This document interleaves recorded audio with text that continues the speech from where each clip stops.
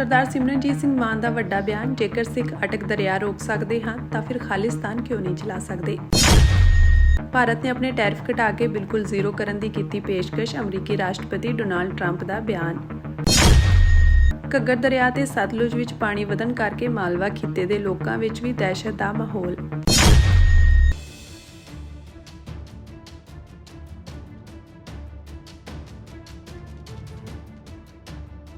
ਸ਼੍ਰੋਮਣੀ ਅਕਾਲੀ ਦਲ ਅੰਮ੍ਰਿਤਸਰ ਪ੍ਰਧਾਨ ਸਰਦਾਰ ਸਿਮਰਨਜੀਤ ਸਿੰਘ ਮਾਨ ਦਾ ਵੱਡਾ ਬਿਆਨ ਸਾਹਮਣੇ ਆਇਆ ਹੈ, ਜਿਸ ਵਿੱਚ ਉਹਨਾਂ ਕਿਹਾ ਕਿ ਜੇਕਰ ਸਿੱਖ ਅਟਕ ਦਰਿਆ ਰੋਕ ਸਕਦੇ ਹਨ, ਬੰਨਾਂ ਦੇ ਤੇਜ਼ ਆ ਰਹੇ ਪਾਣੀ ਨੂੰ ਮਿੱਟੀ ਦੇ ਬੰਨ੍ਹ ਲਗਾ ਕੇ ਰੋਕ ਸਕਦੇ ਹਨ, ਫਿਰ ਖਾਲਿਸਤਾਨ ਕਿਉਂ ਨਹੀਂ ਚਲਾ ਸਕਦੇ। ਉਹਨਾਂ ਕਿਹਾ ਕਿ ਬਹੁਤ ਸਾਰੇ ਸਿੱਖ ਵਿਰੋਧੀ ਸੋਚ ਰੱਖਣ ਵਾਲੇ ਲੋਕ, ਸੰਗਠਨ, ਜਮਾਤਾਂ ਆਪਣੇ ਪ੍ਰਚਾਰ ਸਾਧਨਾਂ ਤੇ ਗੁੰਮਰਾਹਕੁਨ ਪ੍ਰਚਾਰ ਕਰ ਅਕਸਰ ਇਹ ਕਹਿੰਦੇ ਹਨ ਕਿ ਸਿੱਖ ਕੌਮ ਖਾਲਿਸਤਾਨ ਦੀ ਹਕੂਮਤ ਕਿਵੇਂ ਚਲਾ ਸਕਦੀ ਹੈ।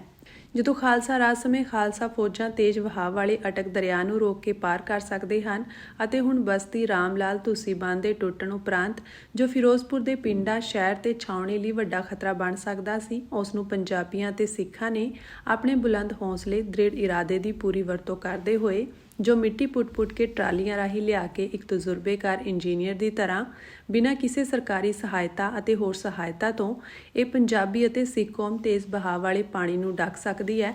ਫਿਰ ਇਹਨਾਂ ਪੰਜਾਬੀਆਂ ਤੇ ਸਿੱਖ ਕੌਮ ਵੱਲੋਂ, ਜਿਨ੍ਹਾਂ ਨੇ ਪਹਿਲਾਂ ਹੀ ਖਾਲਸਾ ਰਾਜ ਵੇਲੇ ਦੁਨੀਆ ਭਰ ਵਿੱਚੋਂ ਸਭ ਤੋਂ ਸਫਲ ਸਰਕਾਰ ਹਕੂਮਤ ਚਲਾਈ ਹੈ, ਉਹ ਹੁਣ ਖਾਲਿਸਤਾਨ ਦੇ ਨਵੇਂ ਬਣਨ ਜਾ ਰਹੇ ਮੁਲਕ ਅਤੇ ਹਕੂਮਤ ਨੂੰ ਕਿਵੇਂ ਨਹੀਂ ਚਲਾ ਸਕੇਗੀ।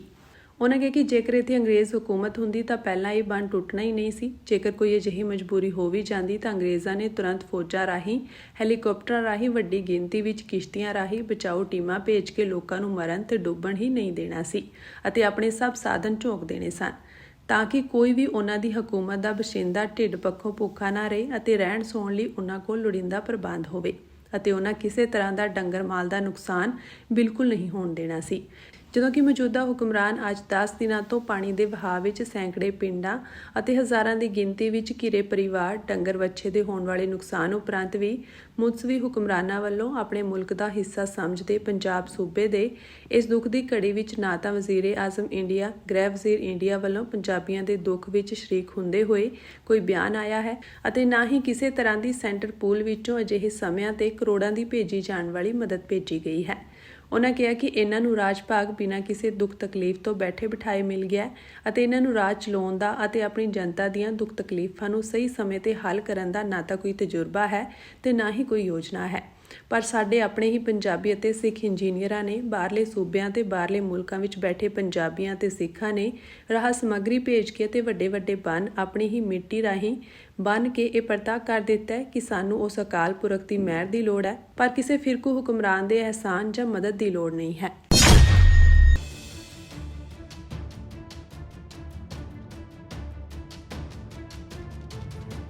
ਅਮਰੀਕੀ ਰਾਸ਼ਟਰਪਤੀ ਡੋਨਾਲਡ ਟਰੰਪ ਨੇ ਦਾਅਵਾ ਕੀਤਾ ਕਿ ਭਾਰਤ ਨੇ ਹੁਣ ਆਪਣੇ ਟੈਰਿਫ ਘਟਾ ਕੇ ਬਿਲਕੁਲ ਜ਼ੀਰੋ ਕਰਨ ਦੀ ਪੇਸ਼ਕਸ਼ ਕੀਤੀ ਹੈ, ਪਰ ਇਸ ਵਿੱਚ ਬਹੁਤ ਦੇਰ ਹੋ ਚੁੱਕੀ ਹੈ। ਟਰੰਪ ਨੇ ਕਿਹਾ ਕਿ ਭਾਰਤ ਨੂੰ ਇਹ ਕੰਮ ਕਈ ਸਾਲ ਪਹਿਲਾਂ ਕਰਨਾ ਚਾਹੀਦਾ ਸੀ। ਉਹਨਾਂ ਇਹ ਵੀ ਕਿਹਾ ਕਿ ਭਾਰਤ ਵੱਲੋਂ ਅਮਰੀਕਾ ਤੋਂ ਬਹੁਤ ਘੱਟ ਜਦਕਿ ਰੂਸ ਤੋਂ ਜ਼ਿਆਦਾਤਰ ਤੇਲ ਅਤੇ ਫੌਜੀ ਸਾਜ਼ੋ ਸਮਾਨ ਖਰੀਦਿਆ ਜਾਂਦਾ ਹੈ।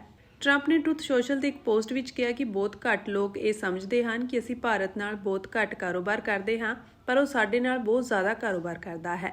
ਉਹਨਾਂ ਕਿਹਾ ਕਿ ਭਾਰਤ ਅਮਰੀਕਾ ਨੂੰ ਵੱਡੀ ਮਾਤਰਾ ਵਿੱਚ ਵਸਤਾਂ ਵੇਚਦਾ ਹੈ ਅਤੇ ਇਹ ਇੱਕ ਪਾਸੜ ਰਿਸ਼ਤਾ ਹੈ ਜੋ ਕਈ ਦਹਾਕਿਆਂ ਤੋਂ ਇੰਝ ਹੀ ਚੱਲ ਰਿਹਾ ਹੈ। ਟਰੰਪ ਨੇ ਕਿਹਾ ਕਿ ਇਸ ਦਾ ਕਾਰਨ ਇਹ ਹੈ ਕਿ ਭਾਰਤ ਨੇ ਹੁਣ ਤੱਕ ਅਮਰੀਕਾ ਤੇ ਬਹੁਤ ਜ਼ਿਆਦਾ ਟੈਰਿਫ ਲਗਾਏ ਹਨ ਜੋ ਕਿਸੇ ਵੀ ਹੋਰ ਦੇਸ਼ ਨਾਲੋਂ ਸਭ ਤੋਂ ਵੱਧ ਹਨ, ਜਿਸ ਕਾਰਨ ਅਮਰੀਕੀ ਕਾਰੋਬਾਰੀ ਭਾਰਤ ਵਿੱਚ ਆਪਣੀਆਂ ਵਸਤਾਂ ਨਹੀਂ ਵੇਚ ਪਾ ਰਹੇ ਹਨ। ਟਰੰਪ ਦੀਆਂ ਇਹ ਟਿੱਪਣੀਆਂ ਉਸ ਸਮੇਂ ਆਈਆਂ ਹਨ ਜਦੋਂ ਪ੍ਰਧਾਨ ਮੰਤਰੀ ਨਰਿੰਦਰ ਮੋਦੀ ਨੇ ਤਿਆਨਜਿਨ ਵਿੱਚ ਸੰਘਾਈ ਸਹਿਯੋਗ ਸੰਗਠਨ ਸਿਖਰ ਸੰਮੇਲਨ ਤੋਂ ਅੱਡ ਰੂਸੀ ਰਾਸ਼ਟਰਪਤੀ ਵਲਾਦੀਮੀਰ ਪੁਤਿਨ ਅਤੇ ਚੀਨੀ ਰਾਸ਼ਟਰਪਤੀ ਸ਼ੀ ਜਿਨਪਿੰਗ ਨਾਲ ਦੁਵੱਲੀ ਗੱਲਬਾਤ ਕੀਤੀ ਹੈ।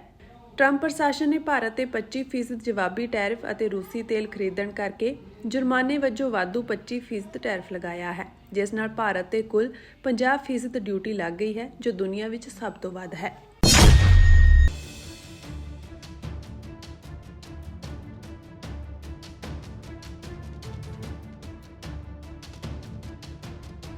ਹਿਮਾਚਲ ਪ੍ਰਦੇਸ਼ ਵਿੱਚ ਭਾਰੀ ਮੀਂਹ ਅਤੇ ਪੰਜਾਬ ਵਿੱਚ ਪਿਛਲੇ 48 ਘੰਟਿਆਂ ਤੋਂ ਰੁਕ-ਰੁਕ ਕੇ ਪੈ ਰਹੇ ਮੀਂਹ ਕਰਕੇ ਹੜ੍ਹਾਂ ਦੇ ਹਾਲਾਤ ਹੋਰ ਗੰਭੀਰ ਬਣਦੇ ਜਾ ਰਹੇ ਹਨ।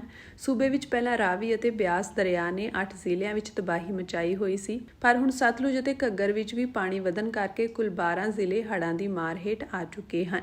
ਘੱਗਰ ਅਤੇ ਸਤਲੁਜ ਵਿੱਚ ਪਾਣੀ ਵਧਣ ਕਰਕੇ ਮਾਲਵਾ ਖਿੱਤੇ ਦੇ ਲੋਕਾਂ ਵਿੱਚ ਵੀ ਦਹਿਸ਼ਤ ਦਾ ਮਾਹੌਲ ਬਣਿਆ ਹੋਇਆ ਹੈ। ਸਥਾਨਕ ਪ੍ਰਸ਼ਾਸਨ ਵੱਲੋਂ ਲੋਕਾਂ ਨੂੰ ਘੱਗਰ ਤੇ ਸਤਲੁਜ ਸਣੇ ਹੋਰ ਨਦੀਆਂ ਨਾਲਿਆਂ ਨੇੜੇ ਨਾ ਜਾਣ ਦੀ ਅਪੀਲ ਕੀਤੀ ਜਾ ਰਹੀ ਹੈ। ਉਧਰ ਪੰਜਾਬ ਵਿੱਚ ਪਿਛਲੇ 48 ਘੰਟਿਆਂ ਤੋਂ ਪੈ ਰਹੇ ਮੀਂਹ ਕਰਕੇ ਵੀ ਸਥਿਤੀ ਹੋਰ ਗੰਭੀਰ ਹੁੰਦੀ ਜਾ ਰਹੀ ਹੈ। ਪੰਜਾਬ ਵਿੱਚ ਲੰਘੀ ਰਾਤ ਵੀ ਜ਼ਿਆਦਾਤਰ ਸ਼ਹਿਰਾਂ ਵਿੱਚ ਭਾਰੀ ਮੀਂਹ ਪਿਆ, ਜੋ ਕਿ ਸਾਰੀ ਰਾਤ ਪੈਂਦਾ ਰਿਹਾ। ਉਧਰ ਮੌਸਮ ਵਿਭਾਗ ਨੇ ਵੀ ਮੱਧ ਪੰਜਾਬ ਦੇ ਸ਼ਹਿਰ ਪਠਾਨਕੋਟ, ਗੁਰਦਾਸਪੁਰ, ਮੁਕੇਰੀਆਂ, ਜਲੰਧਰ, ਸੁਲਤਾਨਪੁਰ ਲੋਧੀ, ਲੁਧਿਆਣਾ, ਮੋਗਾ, ਬਰਨਾਲਾ, ਸੰਗਰੂਰ ਅਤੇ ਮਾਨਸਾ ਦੇ ਕੁਝ ਇਲਾਕਿਆਂ ਵਿੱਚ ਅੱਜ ਭਾਰੀ ਮੀਂਹ ਪੈਣ ਲਈ ਰੈੱਡ ਅਲਰਟ ਜਾਰੀ ਕਰ ਦਿੱਤਾ ਹੈ। ਕਿ ਅਸੀਂ ਇੱਕ ਦਿਨ ਦੀ ਤਨਖਾਹ ਜਿਹੜੀ ਉਹ ਹੜ੍ਹ ਪੀੜਤਾਂ ਲਈ ਭੇਜੀ ਦਿੱਤੀ ਜਾਵੇ। ਦੱਸੋ ਜੇ ਤੁਹਾਡੀ ਕੋਈ ਸਹਿਮਤੀ ਆ ਤਾਂ ਫਿਰ ਅਸੀਂ ਜਗ੍ਹਾ ਛੱਡਾਂਗੇ। ਬੋਲੇ ਸੋ ਨਿਹਾਲ ਨਾਲ। ਪੰਜਾਬ ਦੇ ਬਹੁਤ ਸਾਰੇ ਇਲਾਕਿਆਂ ਅੰਦਰ ਹੜ੍ਹਾਂ ਕਾਰਨ ਹੋਈ ਤਬਾਹੀ ਨਾਲ ਲੋਕਾਂ ਦੇ ਹੋਏ ਵੱਡੇ ਨੁਕਸਾਨ ਦੇ ਮੱਦੇਨਜ਼ਰ ਸ਼੍ਰੋਮਣੀ ਕਮੇਟੀ ਮੁਲਾਜ਼ਮ ਵੀ ਮਦਦ ਲਈ ਅੱਗੇ ਆਏ ਹਨ। ਇਸੇ ਤਹਿਤ ਹੀ ਮੁਲਾਜ਼ਮਾਂ ਵੱਲੋਂ ਇੱਕ ਦਿਨ ਦੀ ਤਨਖਾਹ ਸ਼੍ਰੋਮਣੀ ਕਮੇਟੀ ਵੱਲੋਂ ਕੀਤੀਆਂ ਜਾ ਰਹੀਆਂ ਰਾਹਤ ਸੇਵਾਵਾਂ ਵਿੱਚ ਦੇਣ ਦਾ ਫੈਸਲਾ ਕੀਤਾ ਗਿਆ ਹੈ।